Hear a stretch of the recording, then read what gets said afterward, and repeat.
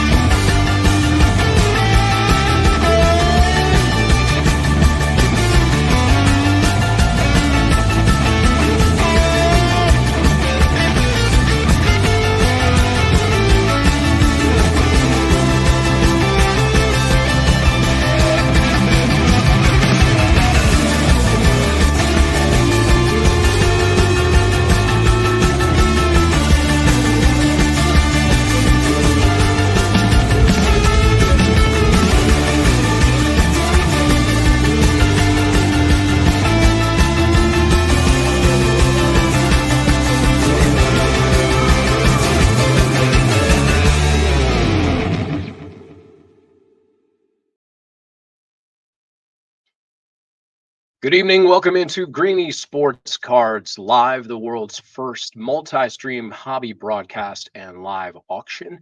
We are here as we are every Tuesday, 7 p.m. Eastern on Greenie Sportscards Live, and then the auction will kick off at 9 o'clock. Make sure you join us on eBay if that's your thing, if you're into that, for trading cards and memorabilia. All auctions start at $2 at that 9 o'clock hour. Alex will be on, and he's got baseball, basketball, football, hockey, soccer, wrestling cards, MMA, all kinds of cool stuff. And they have a lot of fun at the top of that hour, as we do here every Tuesday. And we appreciate you joining us. We've been doing this since late January of this year. I can't believe a whole year essentially has gone by. And we've had a lot of fun this year. Guest after guest, content after content. Live events, produced events, guests on this show. We've been able to talk to coaches and players and influencers and athletes. And tonight we're going to bring it back to the basics. This is a hobby show. It's a collectible show. We've got some of the foremost experts in the country in that regard. And tonight is no exception. We're going to welcome in here in a little bit later on Mike's Stadium Sports Cards. We'll be joined by Michael Fruitman, who operates Colorado's best card store. And we're going to get to talk to him. He's been in the business a long time.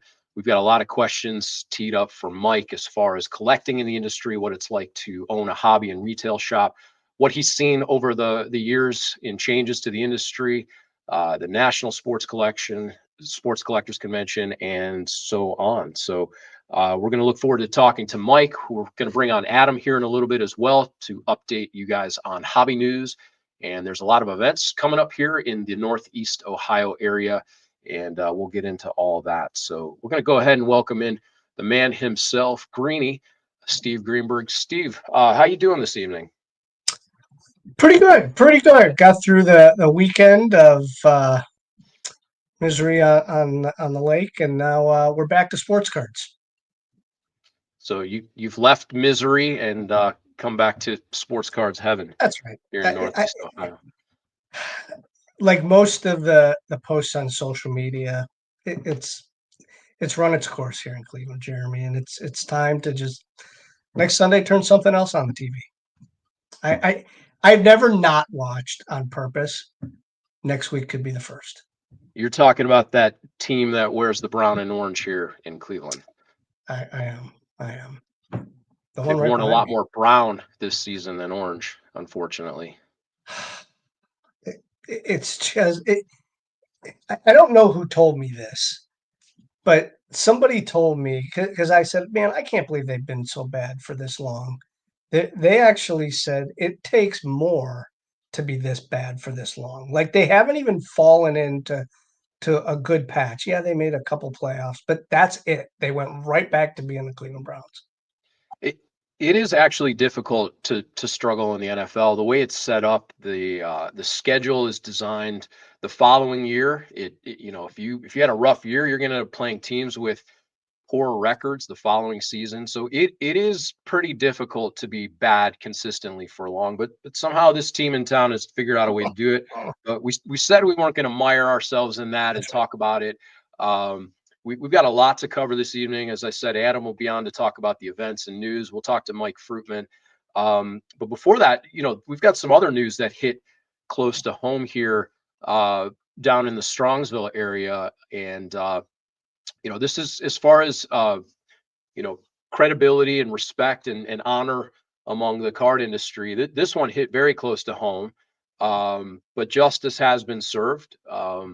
To an extent, maybe not enough, but I guess the lesson here is don't steal memorabilia. So That's right. an Ohio man was sentenced to 4 to 6 years in prison for stealing $2 million worth of baseball cards. Give everybody a quick kind of update of what happened here not too long ago. So Strongsville, Ohio is home to the longest running kind of vintage only card show. It's been going on for years and years. It's Strongsville Holiday Inn, which is now the Best Western, but everybody in the card world knows that it's the Holiday Inn Strongsville show. And in one of the major outfits, auction houses that was coming to set up a display, mailed a package to the hotel, which they were going to be staying in. So that they can pick it up when they got there and put these cards on display. And lo and behold, a person that was working the front desk or something like that, I read, kind of intercepted this package and thought that, he was going to get away with something, right? And it's just not easy to steal things and get away with it, period. No matter if it's cards or anything. And, he took them to, I think, a local card shop, and it's easy as pie, right? They tracked them down, and the police know what they're looking for. And I read the story. Sports Collectors Daily put out a great story on it. You should read it. We'll put the link on our page. Actually, I did. I put the link up earlier today, and you guys can read it and kind of follow along. And yeah, the guy got 4 to 6 years. You're right. Probably not enough for stealing $2 million of cards. And I know that the auction house even put like just give them back, no questions asked, and Yep. walk away. And that guy gambled on himself and lost. Yep. So, don't steal cards. You're going to get caught. Although 2 of these cards are still missing, I believe the Walter Johnson. Yeah. And the Ted Williams are still out there. So if anybody sees these showing up, online on any of the auction houses, let the proper authorities know. So it's too bad. Normally that stuff doesn't happen around here, but it did, and they got caught, and justice is being served. So we'll put that behind us. We'll look forward to what's coming up. We're going to bring Adam on here very shortly. You guys had a very busy week. It's like a very busy month, very busy year, but you guys were able to travel over to Notre Dame. We had KK Bransford on last week, who was tremendous, by the way. A great interview, a lot of fun to talk to. She gave us some insight on that game that was coming up last week, Notre Dame against UConn. And at the time, I believe it was number 8 or 10. I think Notre Dame was against the number 2 team in the country, and they sure whooped up on them at home. So we'll go ahead and welcome in Adam along with Greenie and say good evening, Adam. What's happening, fellas? Yeah, so I'll let you guys take it away, talk about the Notre Dame experience, and then I know, Steve, you got some video to show of that, and then we'll hit some of the news and the events coming up. Yeah, so like you said, last Tuesday we talked to KK Bransford of the Notre Dame women's basketball team. But even before that, we had looked at the schedule, and after our event with them last year, the postseason prep rally where we made the cards of the team and had a little get together, we've gone over that. We decided that we wanted to go to a game this year, and we looked at the schedule and saw that UConn was coming to play at Notre Dame. We knew that both teams would be highly ranked. We didn't know where they were going to be, obviously, when we bought these tickets at the beginning of the year. And lo and behold, UConn was number 2, and Notre Dame, depending on which poll you look at, was between 8 and 10. And we made the trip there Thursday, and let me tell you, cold, really cold. It was like 17 degrees, and Adam and I got there, and we had to stand outside, I don't know, like 15 minutes to get in, and it was really chilly. But when we got in, if you've never been to Notre Dame's campus, the campus itself is really cool. The football stadium and the basketball arena are really right next to each other, and just walking in, it's got a nice, cozy feeling. It's an older arena, but there's rooms, that they have in there with the concession stands, and it's carpeted, and you can see trophies and things, and the seats are fine. And so we got to go to the game. I was lucky enough to get a media credential, so I walked down towards the floor and kind of where both tunnels were, Notre Dame and UConn, and was able to get up close. I didn't talk to any of the players, but I did talk to Sean Stiers, who he's had on here about a month ago, who is the Notre Dame women's play-by-play voice, and got to speak to him for a couple minutes. I saw Rebecca Lobo and Ryan Rucco, and I was able to stand real close to the UConn tunnel and got a little video of the UConn players coming out to warm up. And then I was over by the Notre Dame side, and unbeknownst to me, I was standing right next to Skylar Diggins and Enrique, and I knew who Enrique was, but it was really cool to be that close. And before the game started, and then we had seats in the arena in the lower bowl, and we're able to watch the game. And boy, that team put on a show, and Adam will tell you the same thing. And the fans were terrific. It was the largest student body crowd to go to a women's game ever, and I mean it was rocking, Adam. Yeah, it was really cool. It was kind of weird how we ended up around some UConn fans, and I did my best to not razz them, so I was proud of myself. That's kind of usually my thing, but yeah, it was the place was going from the first tip, even beforehand. I mean, you could just feel the energy outside, inside, and everywhere. And my biggest takeaway I had 2 big takeaways that were kind of unbasketball related, but event related. Was the parking was free. Like who has ever heard of that? And all of the attendants and people working inside were as friendly and polite as possibly could be. Like we walk in and everybody's welcome to Notre Dame, and they're all in shirts, coats, and ties, and every person you walk by is just welcome to Notre Dame, and I was like, where am I? But it was, outside of that, the game was unbelievable.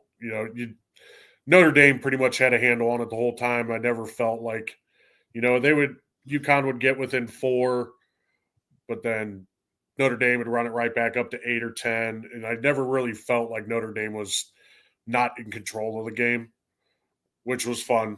I'd hate to go all the way there and watch them lose, although you could understand it to UConn. But yeah, it was a unbelievable time. It was outrageously cold. Outrageously cold. It was. Yeah, and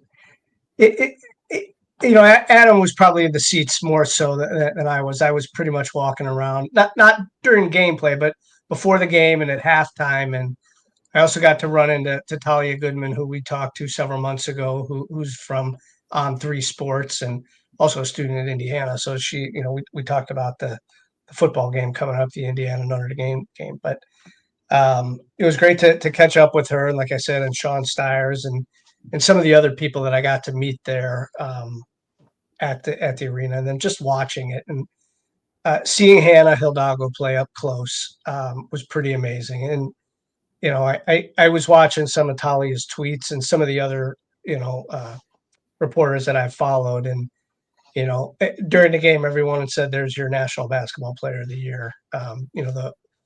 The Wooden Award winner, which would be the best, most outstanding player, men's and women's, the same award. But Yeah, she was absolutely terrific, and hitting clutch threes and playing defense, and they call her the best two-way player in college basketball, and I mean she sure showed it that night.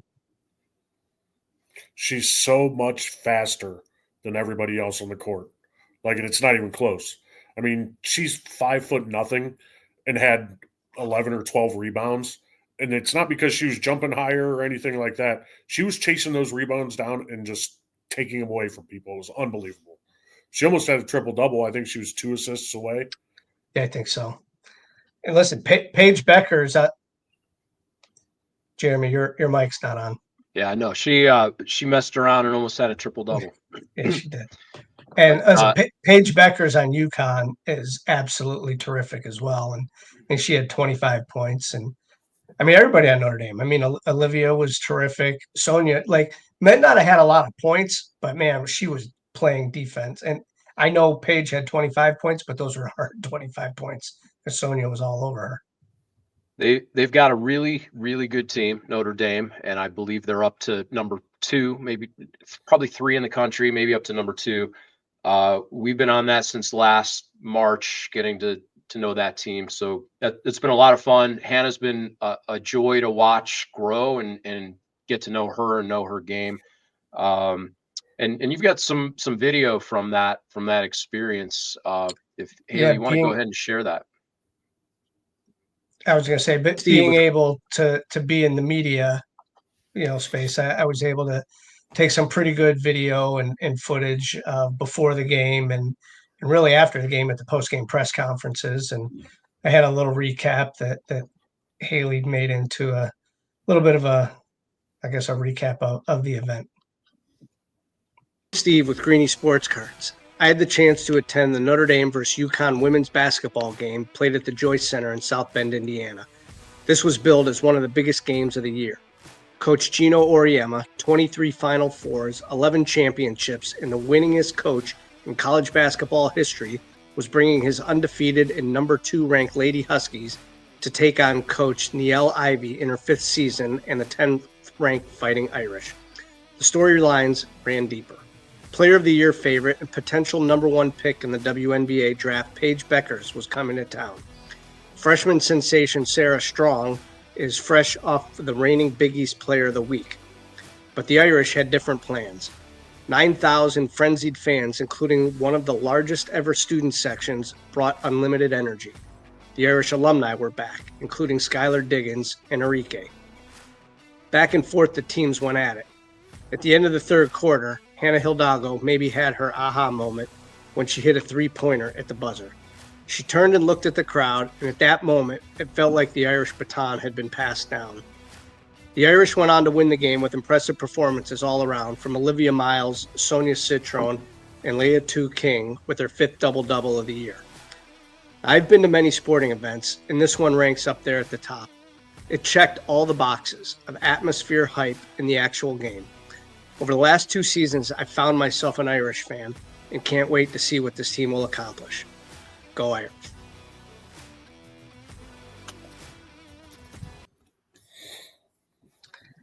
It's amazing that, I said it checked all 3 boxes. There's been games that we've gone to that have been like LeBron, right? LeBron came back in 2014. I was lucky enough to go to that game, and the crowd, I mean, it was unbelievable. It was, I mean, I was there 2 hours before the game, the pregame, the hype, and then they lost, right?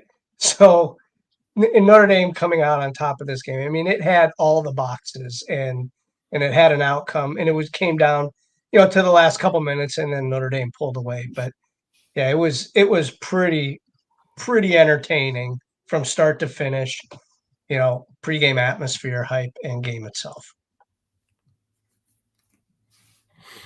Yeah, it was intense. It was exciting.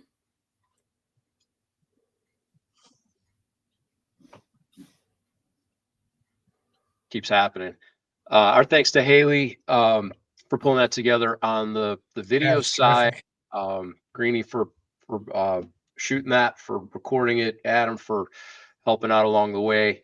And And then the shameless plug here is that if you want a Hannah Hidalgo card or any of the Fighting Irish women's basketball players from this past season, they are available at greeniecards.com. Check out that retail site, both autographed and standard issue cards. So very cool stuff. We will keep an eye on Notre Dame as they continue on their journey.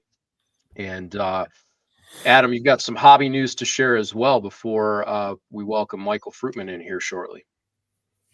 Yeah, we've got a big release week coming out this week. None bigger than 2024 Panini Prism Football.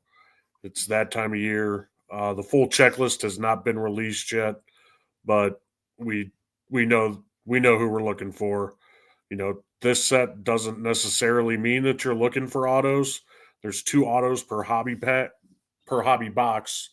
Hobby boxes are running about $1,000 right now, but in a lot of cases, and sometimes almost in most cases, numbered parallels of rookies or veterans like Mahomes and Josh Allen and stuff almost mean more than autos.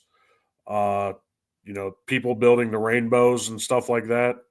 I don't know how many parallels are. Like I said, they haven't released the full checklist yet, but with the no huddle prism also to supplement the regular prism, there's upwards of probably 50 parallels per card, if not more. I very well could be wrong on that.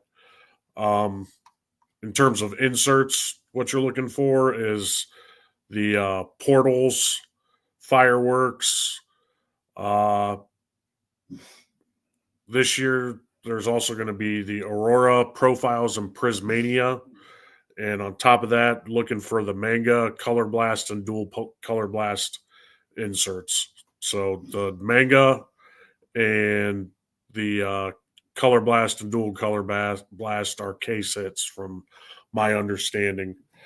The autograph list is always huge.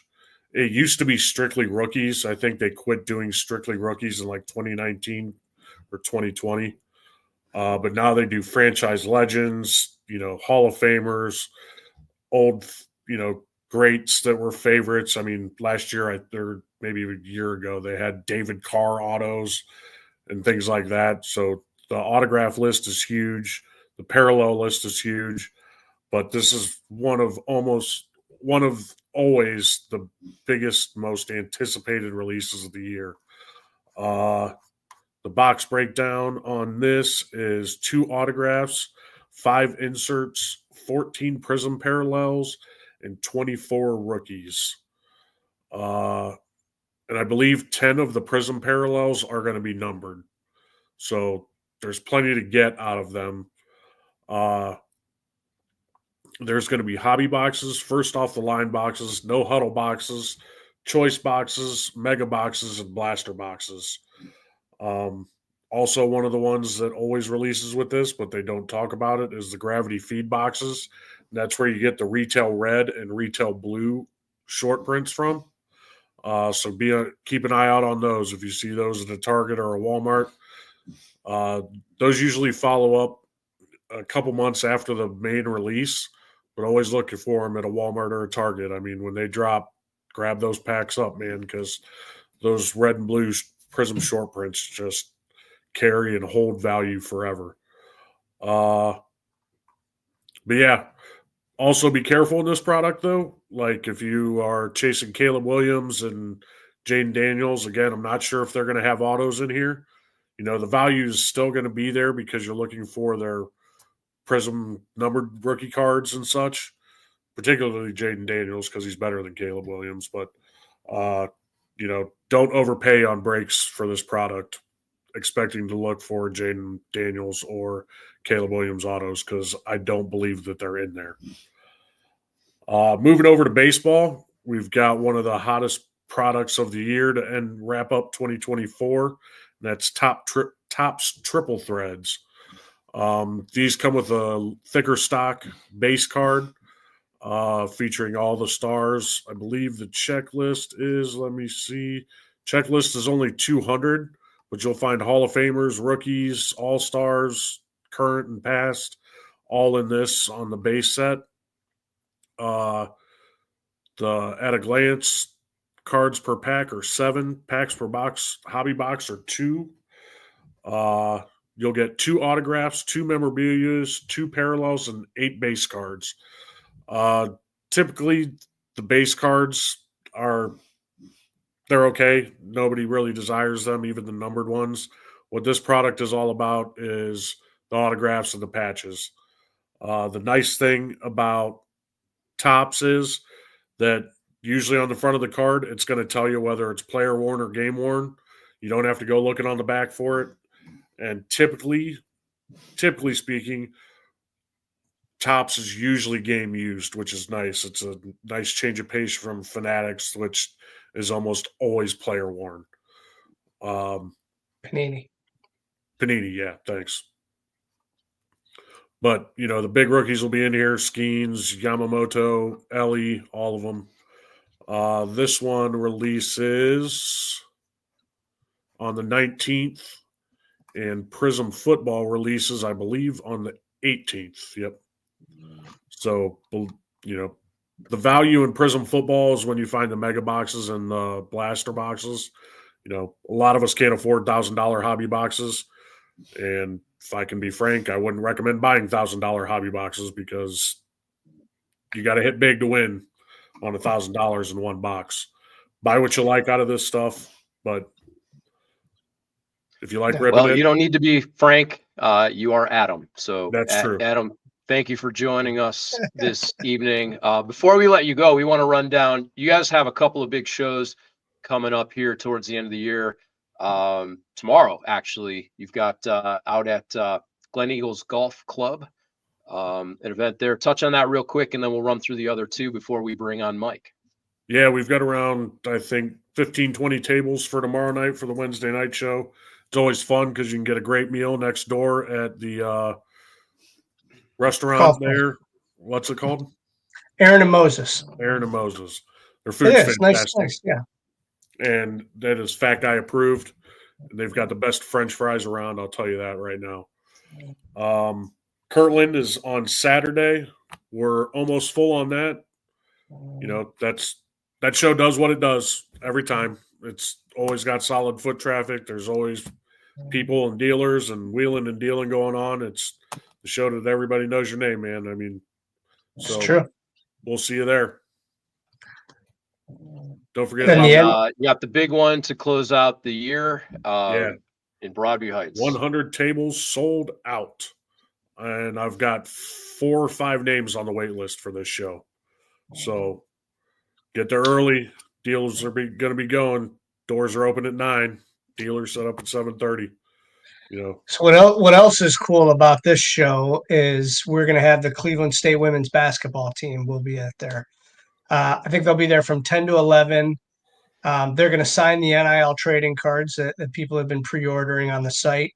If you haven't pre-ordered one, you'll be able to buy one there from each individual student athlete. So that'll be fun. We also have packs of cards that they're going to open with kids and give stuff away. And hopefully we'll have tickets to give away because they have a home game the next day. Both men and women play at home. So, yeah, come on out, meet the women's team, hang out, get some NIL cards. And then not only that, I mean, there's 100 tables. And you've been to this show before. I mean, this show is usually wall to wall. I mean, there's hundreds of people that show up to this show every time. And that's why it's a quarterly show. And it's one of the best in the area. Absolutely. And what's really cool about what you guys are doing this month, coming off the vault sale last week, there's accessibility for everybody. So Wednesday night, you've got a handful of tables, more of an intimate setting for trading and talking and engaging.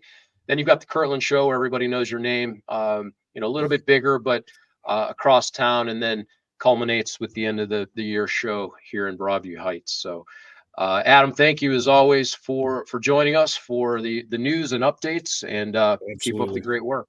Little slice of heaven as always. Yep. See you tomorrow. All right.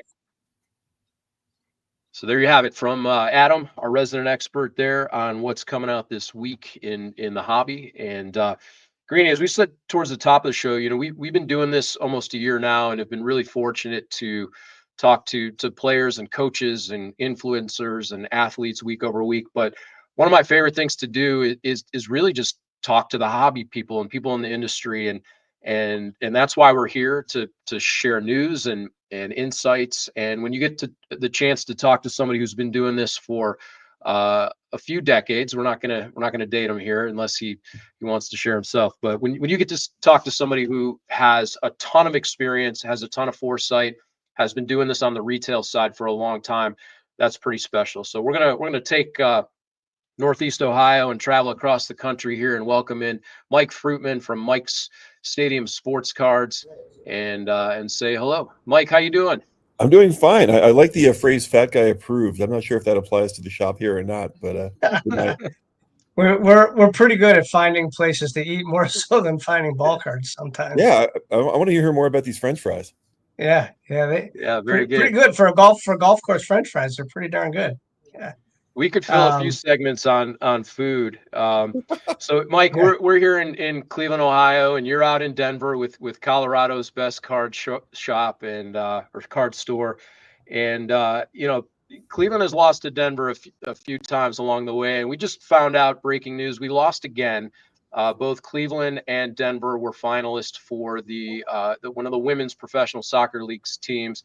It was announced today that Denver got that team, so Cleveland is out again. We lost out to Denver, but congratulations on that win. Wow, we might have actually let you guys win on this one. I don't know if there's going to be a lot of issues with this one, but if you want to talk about the drive, we could talk about that. Elway, the Mark Jackson. So we can. And from my vantage point and Jeremy's vantage point, Rich Carlos's field goal was no good. Now, kicker, Rich Carlos. Yeah, barefoot kicker. Yeah, no good. But yeah. They didn't ask our opinion. If they would have asked the 80,000 people in attendance their opinion, it would have been no good. Unfortunately, the two guys wearing black and white said it was good. Oh, those zebras. Yeah. We'll save that crying for another episode.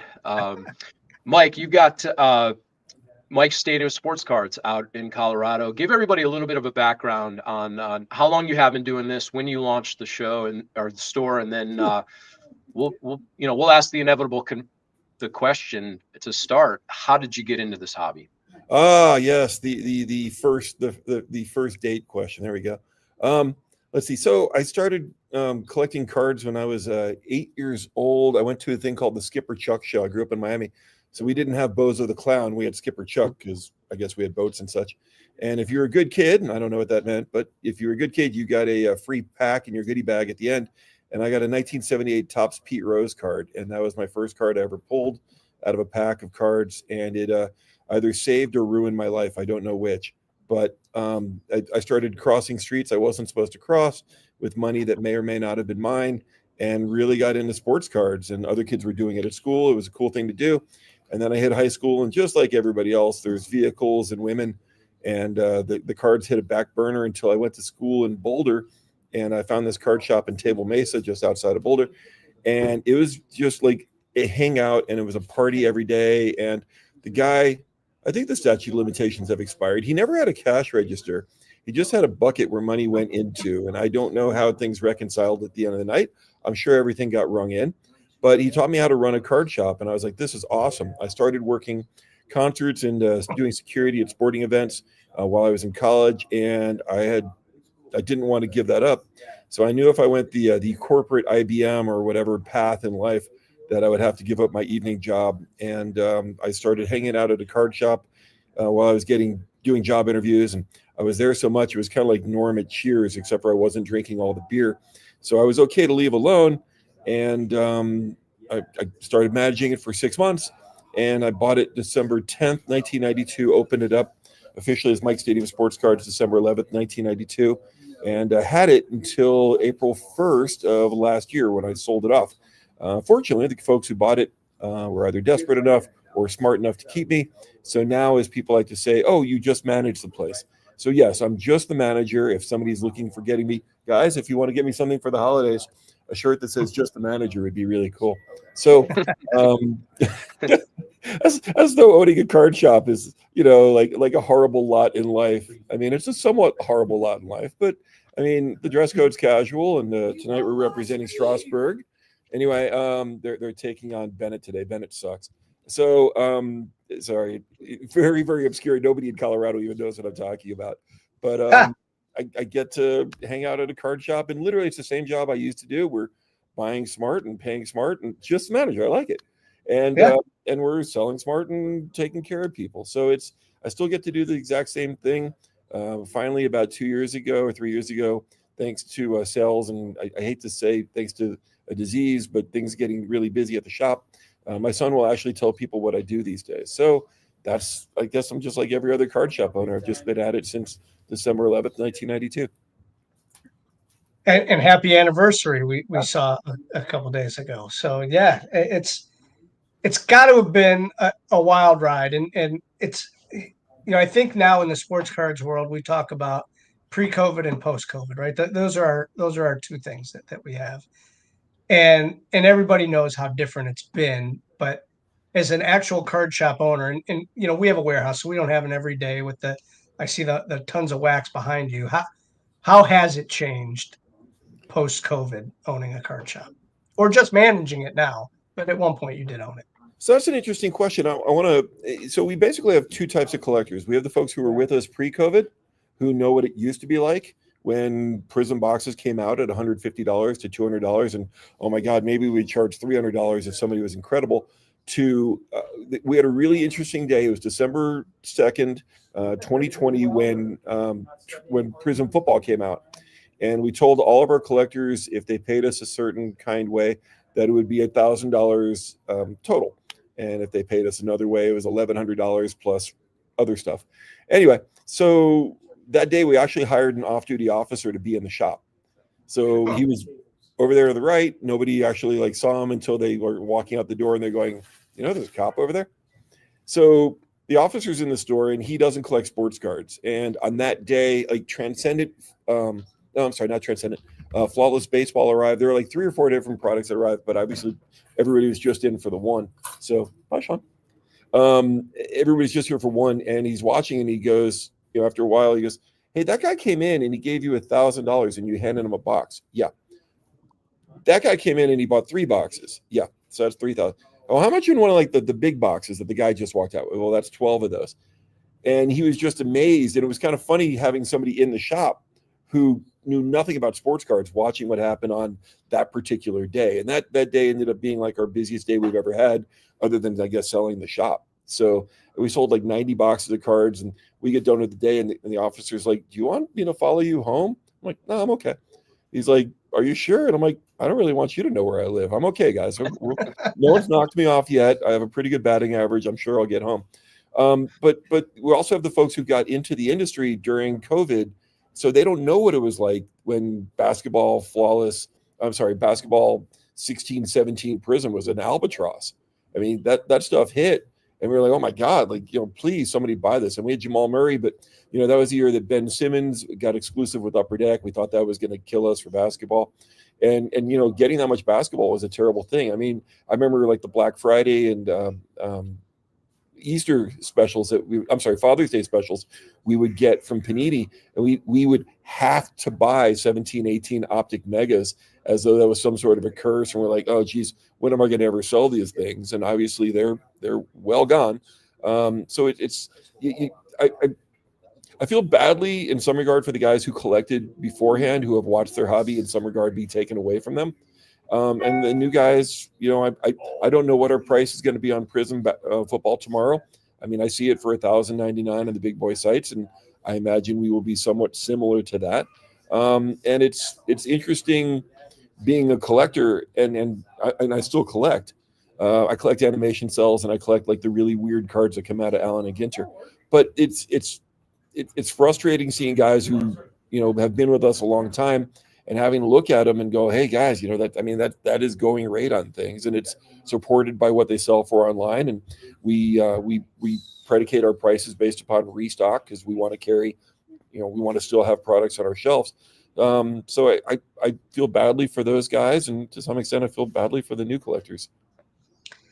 Yeah, it's interesting that you say that. The years and years ago of having to sell or having to buy Score football and lose $500 on a case, since like driving a car off a lot. The minute you get that case, you lose money.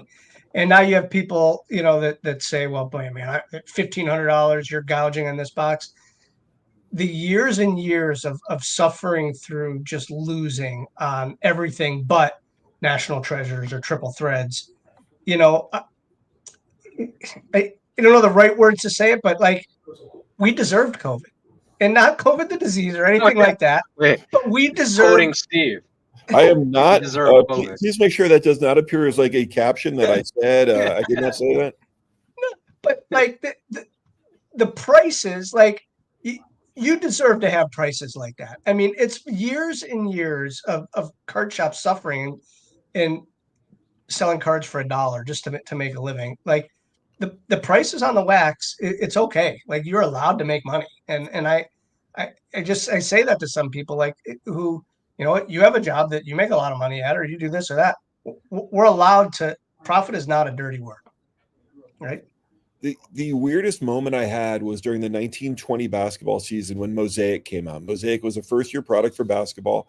We had seen it in other sports, but it came out and I think cost was somewhere in the $100 to $110 range. And on the shelf, it was a $900 box. And that was the moment where I'm like, okay, this is insane. This is madness going on. And, I know Zion Mania and Jaw Mania, but I was like, this is literally nuts. And, I think, there was soon thereafter, you started seeing manufacturers starting to reel in the prices or adopt, different pricing structures. And, I talked to people about it. I'm like, look, if you're Apple, if you design the phone, if you have the scientists and the engineers, you make this phone and you sell it to Best Buy for $300 and they're selling it out there for $1,000, well, that's not going to last very long. So yes, it made sense for the manufacturers to get in and obviously reprice and adjust to market levels. I mean, they're the ones who get the licenses. They're the ones who buy the images to put on the front and have the guys to, create the back. So does it make sense? Sure, it absolutely does. Is it enjoyable? No, it's not. But even though I don't own the place anymore, I still have a responsibility to take care of our collectors. That is the most important thing out there. So we're still trying to create the good experiences. And I actually love score football. I think I would love to have more of it on the shelf. I know we don't have hobby. We've got other versions of it, but at $159 with 4 autographs, it's still a great product. No question. Like go ahead, Jerry. Yeah, I was going to say, I collected when I was younger. I've got more 90s wasted stuff than I know what to do with. I'm not a collector. I lean on Steve and Adam and the team for their expertise. So I like to ask this question because I look at the hobby these days and it's overwhelming, the amount of product, the amount of cards that come out, the designs. What is your recommendation to somebody who is finding the hobby now and some of the kids that are coming up? How would you recommend that they get involved and kind of take all this in and find their way within a space that has a lot of product, a lot of stuff, and sometimes it's overwhelming to try and figure out? Before I focus on your question, if you look back into, I believe it was 1996 or 1997, there were close to 100 different releases for baseball that one year. So if you go to DealerNet and you look up all the available products, you're going to find between Pacific, Upper Deck, Panini, and the Topps and Fleer, you're going to find close to 100 releases that got made that year. Understanding there's a ton being made right now. However, to answer your question, when somebody comes in here, and we see it a lot, we're at the because I've had the shop for so long, we're seeing the kids who used to come in the shop having kids who bring their kids in here now.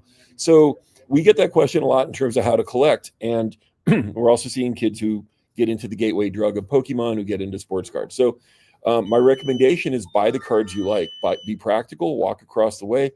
This is the popular side. We have another good side with a great selection of supplies. But walk out of here your first time without a box. Walk out of here with the cards that you like. So if you like the Nuggets, obviously you're going to buy a Jokic card. You may buy a Murray. You might buy a Gordon.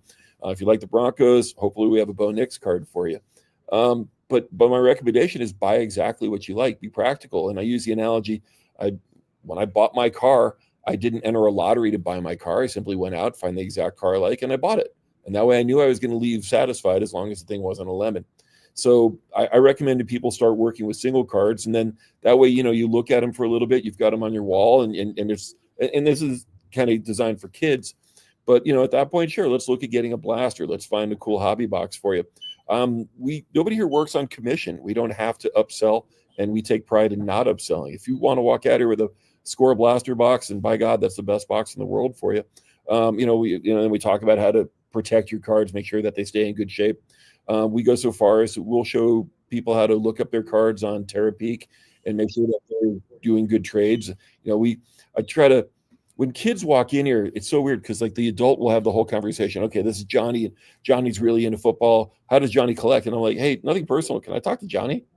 And I want to engage them. I want to know that what they are interested in is important to me, and I want them to feel that little Johnny's important to me. Don't get me wrong, Dad's cool, but I want to make sure that they know that their son is important to me. I got 2 kids. If you want to be nice to me, don't be nice to me. Be nice to my kids. So I try to apply that. So when collectors walk in here, I want them to walk out here with that same experience. So when Johnny walks in here or walks back in next time, hopefully I remember his name. But I want them to have a very positive experience. You get one chance to give somebody a bad experience, so why do it? Yeah, you know what? That's interesting that you say that, because there's some entertainers out there that say that, I get one chance to show people, how much I perform, and and you have a background in security at those events too, so you see how well people perform every time. It's the same thing when a kid walks into your store. You have one chance to give that kid that impression, and leave him with, do I want to come back? Do I even want to be in this hobby? Right. So, and it's the same at our card shows, and that's how we treat them when they walk in to our card shows.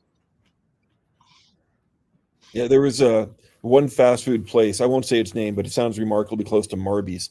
And I ate something that they served me one time, and I got food poisoning. And it was one of those, like, if I had a shotgun next to me, this would not exist. And I envision that every time, where it's like, look, I want to give somebody that great first experience. I never want anybody walking out here dissatisfied. I don't want anybody leaving me a 1 star for any reason. And it's important to me to grow the hobby. And if they have a great experience here and they never come back and they still collect, you know what? That's okay. As long as they get the excitement of the hobby and enjoy it, we've created a good experience. And 9 times out of 10, okay, 10 times out of 10, they're coming back. And it's important for us to have that experience, because I was that guy. I walked into the card shop in Boulder and I found the love for the hobby once again. And we're blessed. We get to do this. I've got friends who sell insurance, and they do not leave a good life. They probably make more money than I do, but they're not happy. Nobody wants to go to their insurance agent, even if it's just to buy insurance. Nobody wants to. And with the exception of this 2 weeks right before the holidays, where we get all the wives and girlfriends, and sometimes the husbands and sometimes the boyfriends, with the exception of that, everybody wants to be here. We get kids, like, they get, like, the car stops and the kids are running for the door to see who can grab the handle, and they want to be the first one inside. And how blessed are we that we get to hang out in an industry that people want to be at our shop and want to have that experience. This is an incredible industry.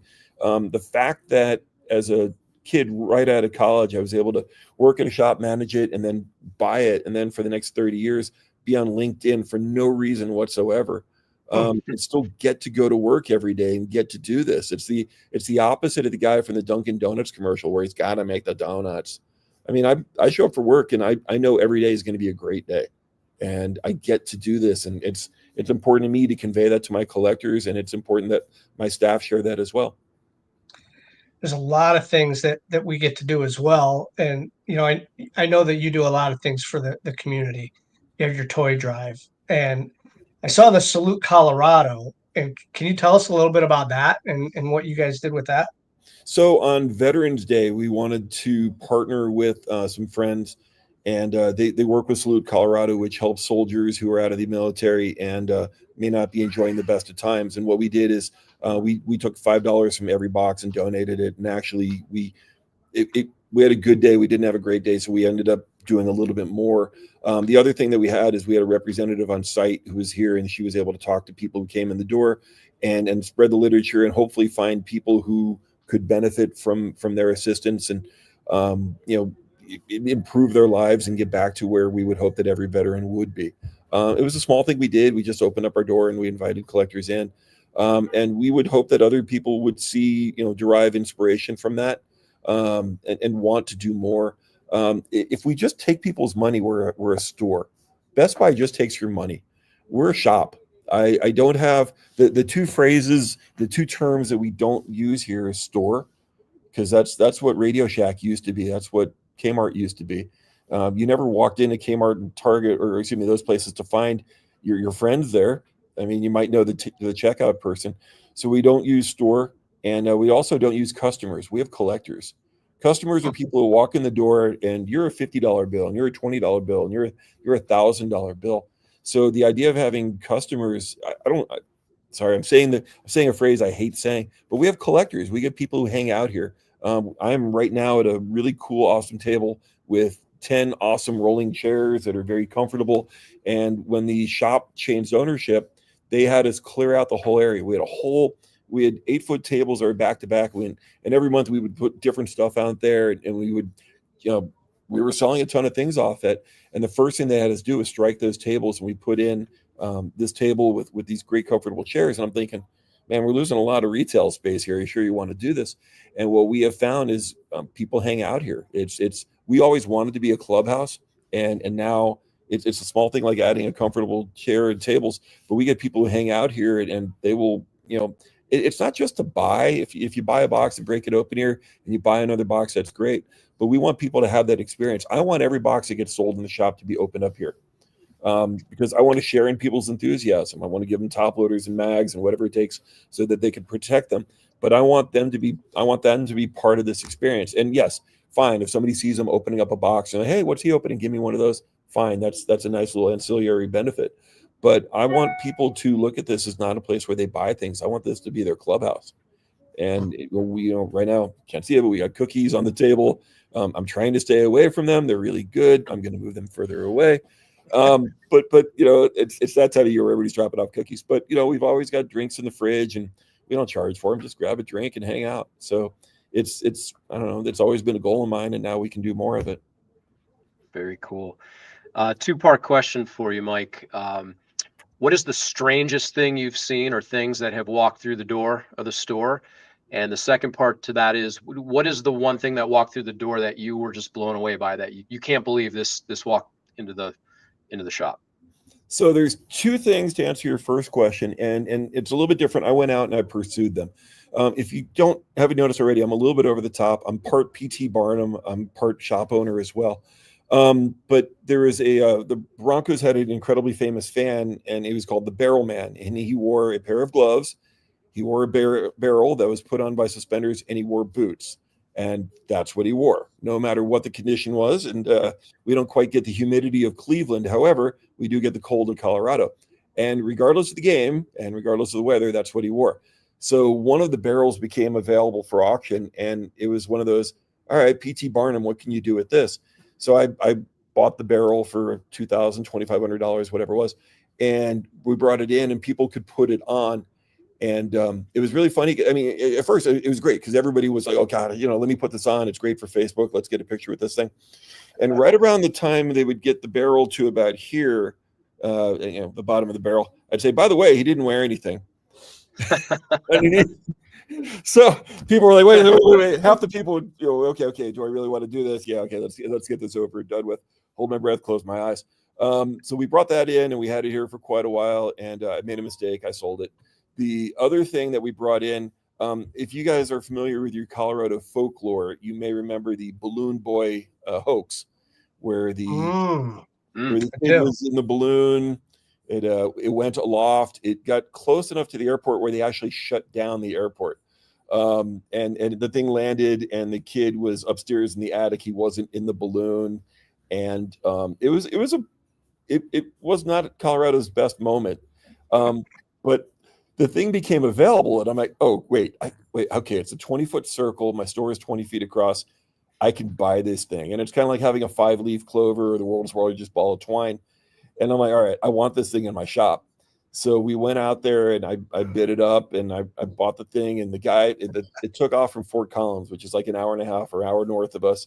And I'm like, all right, cool. I got this thing. let me go pick it up. And they had moved to like Bradenton, Florida. So it got packaged up, and it was like an extra $800 to ship it. Thanks. But we unfurled it, and we had a whole big reveal for it. And it was probably about the same amount of money. I think we paid like $2,500 for it. And we hung it up in the shop, and we had a tarp in front of it. And we got ABC, NBC, CBS, all the local affiliates, Denver Post, to come out here, and we did the whole dropping of the cloth, and there was the reveal of the thing. And it was utterly underwhelming. And it was hung as well as you could hang up a 20-foot piece of Mylar. And but it worked. We had so much news coverage that day. Advertising alone. That's right. Be a clown, be a clown, be a clown, P.T. Barnum. And we had so many people show up that day. It paid for itself in the advertising we got. Later on, Topps heard about it, and they asked me if we would send them a sliver of it. And basically, it was like 50 slices of pizza underneath of it. And I'm like, yeah, I'll send you a piece of it. So if you want to spend $15 on your Balloon Boy relic card from Allen and Ginter, by gosh, go out there and do it. I joke that we've ruined more boxes of Allen and Ginter than Craig Biggio. Because people are opening this up and they're getting this horrible Balloon Boy card. I did redeem myself. I did get Henry Rollins to sign cards for Allen and Ginter. And if you're if you really are deep diving into collecting, you'll know that Chris Fenn, who is known as number 3 in Slipknot, he is an avid collector. He's done video breaks with Beckett, and I worked a concert of his, and we had a mutual friend who dragged me out back. And so here's the percussionist from Slipknot, and I'm walking out, and I see my buddy, and he waves over, and the guy looks at me and goes, "Wait, you own a card shop?" As though being the percussionist in Slipknot was some horrible job to have. And he goes, "Yeah, man. Hey, can you get me better prices than David Adams?" And I'm thinking, you know what? I don't know what the going rate for percussionist is when they play Pepsi Center. I'm guessing it's somewhere in the $50,000 range a night. I'm in the pit getting kicked in the neck, catching sweaty guys, and I'm making about $120. And the guy wants better pricing than David. That's Right. Anyway, that was on a Thursday or Friday, and by Sunday night, I had talked to a friend at Topps, and we got Chris into the set. It wasn't. He only had autographed cards. He didn't have like base cards, which is kind of a bummer. But Slipknot fans were like all over it, so it was kind of a cool thing. So those are two things I brought into the shop in terms of things like that, weird things that have walked in the shop. Let me just go. The weirdest thing that walks in here is usually between 5:30 and 6 o'clock at night when meth heads are trying to sell cards. So. Sorry, I could top that, but that's the life of a shop owner. Yes, it's like, wait a second, hold on. How am I going to get my fix for the next couple of days? Oh, I'll sell my cards. So, what's next in the life of just being a manager? Is that what's going to happen like down the road, or is there a offshoot of Mike's Stadium Sports? Thanks. I don't want to do anything else. I have two jobs that I want to take, that I want to get drunk and take home every night. I get to do this. This is what I want to do. I am, I don't know if this is part of my non-disclosure, but I'm past the point of commitment to the shop, and I don't look at it any other way. There is no out. I don't ski. I don't play golf. I'm not good enough at playing blackjack to do it professionally. I still afforded the opportunity to leave here and go work concerts and sporting events at night. And why would anybody want to do anything else? I don't really understand your question. Yeah. Well, Mike, we can't thank you enough for joining us this evening, and for your insight, your expertise. This was a lot of fun, and we wish you all the best and continued success in this industry. It's there's so many great people and so many great opportunities, and love that advice. Just collect what you like. Absolutely. Guys, thank you very much. If the opportunity opens up again and you want to lower your standards like this again, please feel free to have me back. Oh, we're not ashamed of that. So we'd love to have you back. Awesome. Absolutely. I do appreciate it. The few times that I've gotten to talk to you at the Topps conference and sorry, briefly at the National, I will make my way out to Denver at some point. All right. Make it to Mike's. Yes, you got it. All right. Cheers. All right. Yeah. Thank you. Check out Mike's Stadium Sports Cards on the socials. And if you're in the Denver area, make sure you swing by, because that's the full experience on the retail. So Greenie, as always, man, another quick hour. Always a pleasure spending this with you. And for you and everybody else out there, may the cards forever be in your favor. Yeah, again, that was fun, and Mike can talk, and he can share a lot of stories about the card shops and the life of being around and traveling all over. And we didn't even touch on the Denver Nuggets, but Yeah. again, that No. was another fun week, and I mean, these shows, this hour flies by, and I enjoy it. It does. So our thanks to Mike Fruitman of Mike's Stadium Sports Cards. Thanks to Haley behind the board and for her video production skills. Thanks to Adam for his insight. And thanks to all of you for tuning in week upon week and continuing to spread the word about Greenie Sports Cards. So, Greenie, I'll let you close it out. Have a good night, everybody.